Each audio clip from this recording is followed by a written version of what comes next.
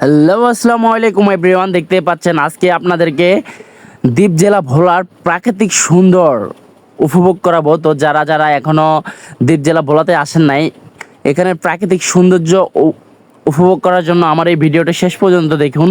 তো দেখতে পাচ্ছেন শুধু দ্বীপ জেলা ভোলার না, যে কোনো গ্রামের প্রাকৃতিক দৃশ্যগুলো যারা শহরে আছেন তারা উপভোগ করতে পারেন না।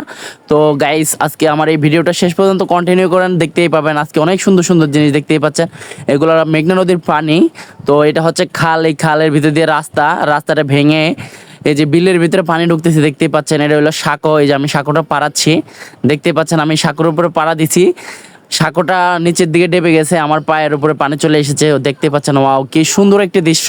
তো যারা যারা গ্রামীণ দৃশ্যগুলো দেখতে চান তারা আমার এই ভিডিওটি কন্টিনিউ করুন। এই দেখতে পাচ্ছেন গরুটা, সর্বপ্রথম গরুটা যখন ওই দিক থেকে আসছে আমি ভাবছি যে আমাকে মানে গুতা মারবে। তো আমি ভয়ে পরে একটা লাঠি নিয়েছি, লাঠি দিয়ে যখন ওটাকে বাড়ি দিছি অন্যদিকে চলে গেছে। দেখতে পাচ্ছেন কতগুলা মানে গরু ওই যে পানির ভিতর থেকে উঠতেছে, দেখতে পাচ্ছেন কি সুন্দর প্রাকৃতিক দৃশ্য।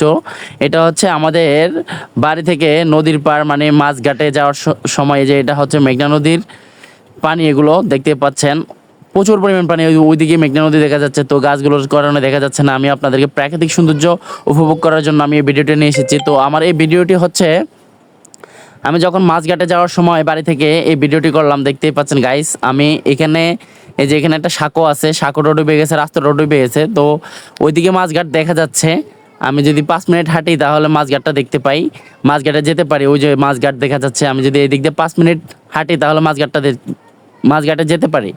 তো আমি মাছঘাটে যেতে পারি না পানির কারণে। আমি এদিকে 40 মিনিট মানে পিছন থেকে ঘুরে এসে 40 মিনিট রাস্তা হেঁটে হেঁটে আমি আবার এদিকে চলে আসলাম এই মাছঘাটা যাওয়ার জন্য। যেখানে 5 মিনিটের রাস্তা ছিল সেখানে আমি 40 মিনিট আবার পরে হাঁটা লাগছে শুধুমাত্র পানির কারণে, কারণ ভিজে ভিজে তো যেতে পারবো না মাছঘাটে। তো অবশেষে আমি মাছঘাটে চলে আসলাম। এই যে দেখতে পাচ্ছেন এখানে শত শত নৌকা, রং বেরঙের ফাল উড়াইয়া কত নৌকা আসে যায়। সোনা বন্ধু বুঝলো না রে মনে কিসের দুঃখ পায়। দেখতে পাচ্ছেন এখানে সব বেশিরভাগ হচ্ছে চাঁদপুরের নৌকা। তো যাদের কাছে যারা যারা বলেন যে চাঁদপুরের ইলিশ সবাই ফেমাস ফেমাস বলেন, হ্যাঁ চাঁদপুরের ইলিশ ফেমাস, সবার কাছে সবার প্রিয়। দেখতে পাচ্ছেন এটা মেঘনা নদী।